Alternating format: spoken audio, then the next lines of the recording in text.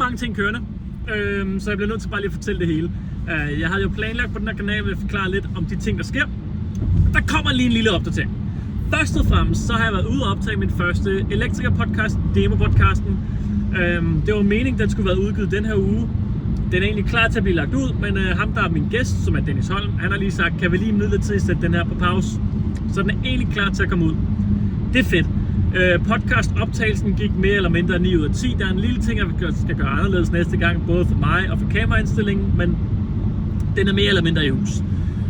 Jeg har lige lavet en TikTok-video til en fejlfinding, som der kommer ud i dag torsdag.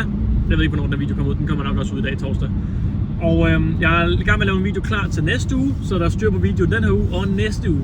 I weekend, sidste weekend, der var jeg hjemme hos min far og skiftede hele hans lejlighed til LK1. Og jeg har en masse feedback og en masse tanker om LK1 i realiteten. For jeg har altid været fan af, hvordan det ser ud. Og nu har jeg også prøvet at montere det, og det har givet mig en masse tanker. Så den video skal jeg lave, men inden den skal laves, så var jeg også ude og optage en anden video i weekenden, som var, hvordan man skifter en stikkontakt. Helt basalt, i dag viser vi, hvordan man skifter en stikkontakt. Så den skal også laves. Jeg har simpelthen ikke haft tid til at redigere den her uge, for der er sket så meget, og der sker stadig rigtig meget. Jeg er i gang med at snakke med fagforeningen, Dansk Elforbund, om de vil være interesseret i at være med til at hjælpe med at få den her højspændingsserie til at blive til virkelighed. Fordi at jeg skal jo hyre en kameramand, jeg skal jo selv tage fri, og så skal vi optage en hel uge for at få det her til at gå op. Jeg er egentlig ikke så meget interesseret i at høre, om de vil hjælpe med at betale i forhold til, når jeg skal sidde og redigere. Jeg har ikke noget mod at sidde og redigere min fritid, det er det, jeg gør i forvejen. Det her, det bliver hardcore, det bliver fedt. Men jeg vil høre, om de vil hjælpe med at sponsorere den uge, jeg har fri, og kameramanden er fri, og min kameramands løn. Så, og der har de vist faktisk en positiv interesse. De er i gang. Jeg skal lige sende sådan en hel mail med, hvordan og hvorledes det kommer til at foregå. Og så er det måske ikke dem, der kommer til at sponsorere, men noget, der hedder VNU, noget statsejet, Det er fedt, okay? Det er fedt. Noget teknik, Dansk Elforbund, VNU, det er åbenbart sådan helt træk. Det i hvert fald er det fedt. Jeg ser et positivt tegn på, at det bliver en ting. Ja, det er endnu en ting. Så har jeg også lige snakket med Elma. Jeg har fået den her installationstester, fordi jeg foreslog Elma, hey, jeg vil rigtig gerne lave de her videoer, hvor jeg bruger jeres installationstester, for jeg synes, jeres tester er fed. Den er fed. I like it. Den virker bare, den skal gøre det skal.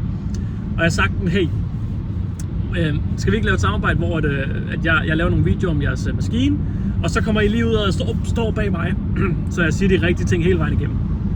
Så han kommer, jeg er ikke sikker på, at jeg siger noget forkert. Jeg siger lige præcis, hvordan man skal bruge deres tester. Det er de også friske på. Jeg har også fundet et hus. Jeg vil egentlig gerne have fundet et hus fra 80'erne med en gammel eltavle, som lå i omegn af Farum. Og jeg har fundet et hus, der er ældre alder, men den har en ny eltavle.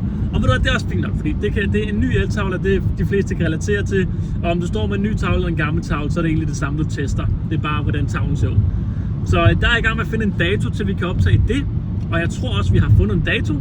Så der sker bare så meget. Det er så fedt, det her. Så jeg synes bare lige, det er mega fedt. Jeg er lidt ærgerlig over, at podcasten ikke kom ud den her uge. Men det er også okay, for jeg vil gerne begynde at optage podcasts. Jeg vil gerne masseproducere de her podcasts, som de kommer ud på ugelig basis.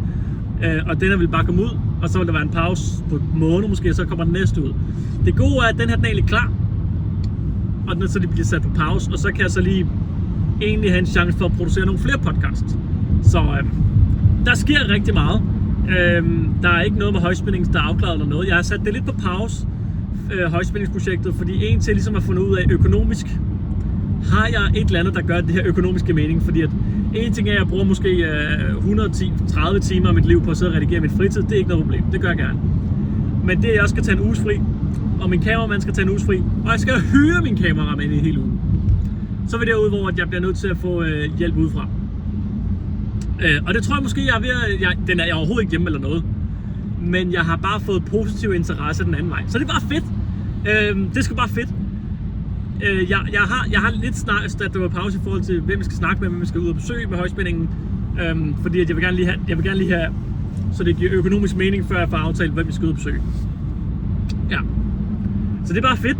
Podcasten, jeg tror, jeg begynder at lave de her podcast-episoder om hvordan det er at gå på. Jeg vil jo gerne lave en miniserie også, med hvordan det er at gå på grundforløb 2. Grundforløb 1, den er grundforløb 2, hvordan det er at gå på hovedforløb 1 og hovedforløb 2. Det er jo en helt anden serie. Og der skal jeg også tage en uges fri for ligesom at sidde i et klasselokale en dag, gå over til den anden klasse, sidde der. Men jeg vil egentlig gerne eventuelt optage podcasten, hvor jeg snakker med lærerne på forhånd. Den kan jeg egentlig godt gå ud og optage, så jeg kan egentlig godt tage fat i, jeg bor i Birkerød, så Frederiksberg er lige så tæt på som Ugenord, og jeg er gået på begge to. Jeg tænkte egentlig Frederiksberg. Så vil jeg tænke på Frederiksberg og snakke med en grundforløbslærer. Hvad er de bedste råd, du har til eleverne? Hvad er det bedste at gøre? Så vil jeg optage den med grundforløb, hovedforløb, eventuelt svendeprøve, eventuelt et modul. Så de er også bare i hus. Altså, der sker så meget. Det er bare fedt. Og det gav mig bare lige sådan en virkelig positiv boost, at jeg lige fik snakket, og jeg fik bare sådan lidt, vi er interesseret i at hjælpe dig.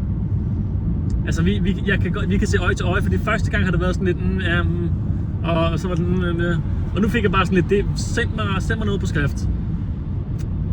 Det er bare fedt. Ja. Så der er gang inden derude.